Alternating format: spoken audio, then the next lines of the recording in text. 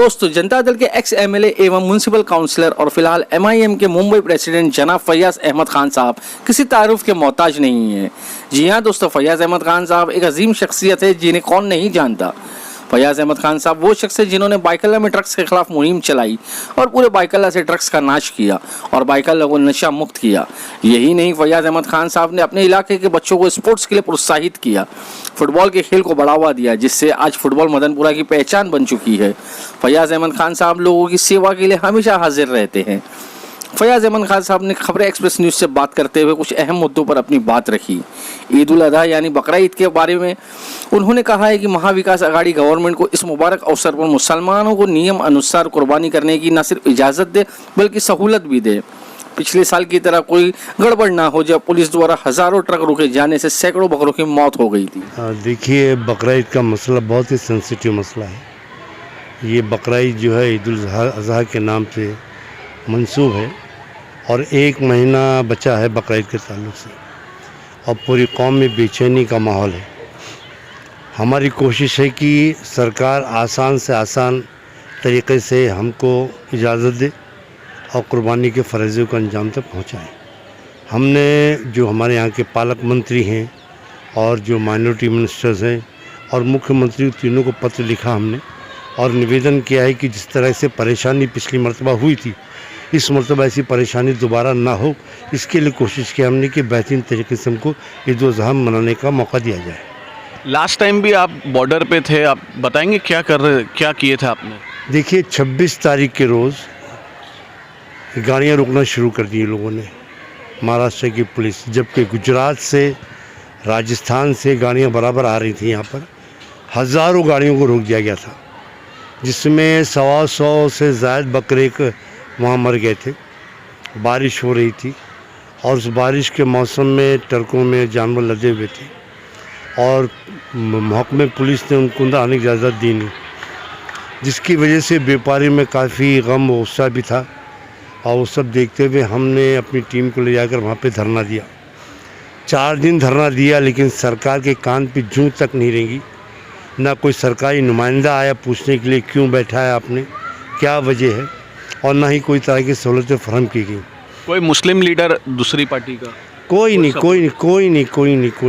ये सरकार कहती है कि हम अक़लियतों की सरकार हैं, लेकिन सिर्फ नाम की है, क्योंकि यहाँ पर minority affair minister Nawab Malik साहब हैं, असलम शेख जो है वो पालक मंत्री हैं।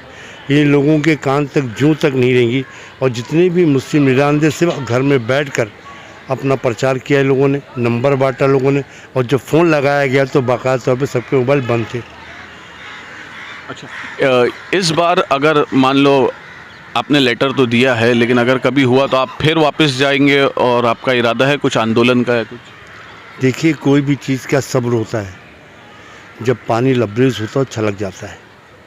और एमआईएम पार्टी, मजलिस इत्तेहादुल मुस्लिमीन पार्टी जो है अक़लियतों की है, मुसलमानों की है और कमज़ोर तबके की है, और सवाल उठाना उसकी जवाबदारी है, ज़िम्मेदारी है। और इंशाअल्लाह हम नहीं चाहते कि ऐसी कोई नौबत आए। अगर नौबत आई तो हम मुँह तोड़ जवाब देंगे इंशाअल्लाह इसका। शिवसेना जैसा लास्ट टाइम भी ईद के टाइम पे परमिशन नहीं दी थी, ये बार भी अगर परमिशन नहीं मिली तो आपको लगता है कि इसके रहने से और बीजेपी के रहने में कोई फ़र्क है? देखिए, मैं एक चीज़ जानता हूँ, जितने भी मुस्लिम लीडरान हैं उनसे अपील है मेरी कि आप भी मुसलमान हैं, मैं ही मुसलमान हूँ, और हमारा ये फ़रीज़ा है, ईद उल अज़हा हमारा फ़रीज़ा है, बकरा ईद। आप सरकार को इस तरह प्रेशर डालो ताकि बकरा ईद के मौके पर हमको सहूलतें फराहम करें, नहीं तो अपने पदों से इस्तीफ़ा दे दो मेरा भाई। आप सरकार रहने दो ना मेरा भाई, इतना तो कर सकते हो ना। आप मंत्री बनो, किस कोटे बने आप मंत्री? आप मुसलमान इसके लिए बने आप हैं, तो आपका ये फ़र्ज़ बनता है कि कौम और कमेटी के लिए आप अपनी जवाबदारी को निभाएं। तो मेरा आपसे निवेदन है कि अगर सरकार तुम्हारी बात नहीं मानती है, नहीं सुनती है, तो अपनी पद छोड़ो ना मेरा भाई, और हमारे सफ़ में आओ, साथ में आओ, खड़े हो, लड़ेंगे अपन। हाँ, और ये फ़रीज़ा साल में 1 मरतबा आता है, उसमें कोताही बर्दाश्त नहीं करेंगे हम चाहते हैं कि सरकार अपने नियमों के अनुसार हमको परमिशन दे, इजाज़त दे, ताकि हमारी परेशानियाँ दूर हों। फैयाज अहमद खान साहब ने कहा है कि लॉकडाउन और बढ़ती महंगाई के चलते गवर्नमेंट को चाहिए कि बच्चों की स्कूल की फीस और लोगों के इलेक्ट्रिक बिल भी माफ़ कर दें। अच्छा, बकरा ईद के लिए तो आप आवाज़ उठा रहे हो, इसके अलावा भी आज लोगों में बहुत सारी परेशानियां हैं, जैसे स्कूल की फ़ीस हो गई, पेट्रोल का प्राइस हो गया, लाइट बिल हो गया, उसके लिए एमआईएम और आपकी तरफ से कोई मुहिम? देखिए, सवालात तो बेइंतहा हैं हर एक आम और ख़ास आदमी के लिए। चाहे वो घर का किचन ले लो आप, चाहे लाइट बिल ले लो आप, चाहे भाड़ा ले लो आप, बच्चों की स्कूल की फ़ीस ले लो आप, राशन ले लो आप, हर एक चीज़ में लोग परेशान हैं। और परेशानी इस हद तक है कि हर आदमी जो है इस वक्त जो है माशी तौर पर कमज़ोर है। और ये माशी तौर पर कमज़ोर है, इसका मतलब सरकार चाहिए कि सरकार लोगों को माशी तौर पर मजबूत करे, लेकिन सरकार के कान पे जूं नहीं रेंग रही है। और हम जो आज 1.5 साल हो गए ये लॉकडाउन झेलते झेलते, हमारी जमा पूंजी ख़त्म हो चुकी है। घर में बच्चा कुछ ससा भी ख़त्म हो चुका है। आज कर्ज देने से कासिर हैं। आदमी करेगा क्या? खुदकुशी का कोई चारा नहीं हमारा बचा हुआ है। तो मैं चाहता हूँ सरकार जो है जो लोगों पर रहम करे और उनके साथ न्याय दे, उनकी ज़िंदगी की चीज़ें पूरी करे। और सबसे इम्पोर्टेंट चीज़ जो बत्ती बिल है और स्कूल फीस है, ये दोनों चीज़ें माफ़ करनी चाहिए।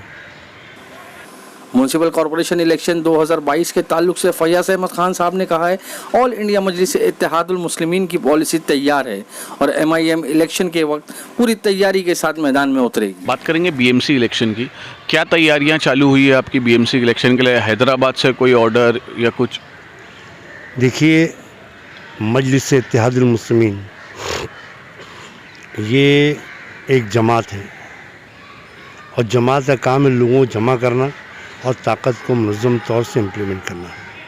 हम नेतृत्व जो कर रहे हैं, हमारा बलस्टर सुन ऑफिसर साहब नेतृत्व कर रहे हैं, जिनके मार्गदर्शन में आज बम्बई शहर और महाराष्ट्र में एमआईएम पार्टी फरोग पा रही है। जहाँ तक नगर पालिका का चुनाव 2022 का 2022 की रणनीति हमारी बन चुकी है और इंशाअल्लाह हम लोग बहुत जल्द अपनी रणनीति वजाहत करेंगे क्या रणनीति है। इस वक्त बोलना सही बात नहीं है कि रणनीति क्या है क्या नहीं होगी, लेकिन तैयारियां चालू हो गई। तैयारियां हो चुकी हैं, सिर्फ वक्त का इंतजार कर रहे हैं हम लोग। अच्छा, मदनपुरे में आजकल देखा जा रहा है कि शिवसेना पार्टी ज़्यादा काम कर रही है कोई दूसरी पार्टी के बजाय। काम कर रही, दिखावा कर रही है, ये सवाल है। हाथी के दांत दिखाने के और खाने के और होते हैं। अभी सुना है इनकी ऑफिस भी खुल रही है, ठीक है। जमहूरी मुल्क है, इंसान को अधिकार है अपनी बात रखने का, अपनी ऑफिस खोलने का, कीजिए आप। हम मदनपुरे वाले हम देखते हैं, सब समझते हैं, वक्त आने जॉब देंगे आपको ना। खबर एक्सप्रेस से बात करना शुक्रिया।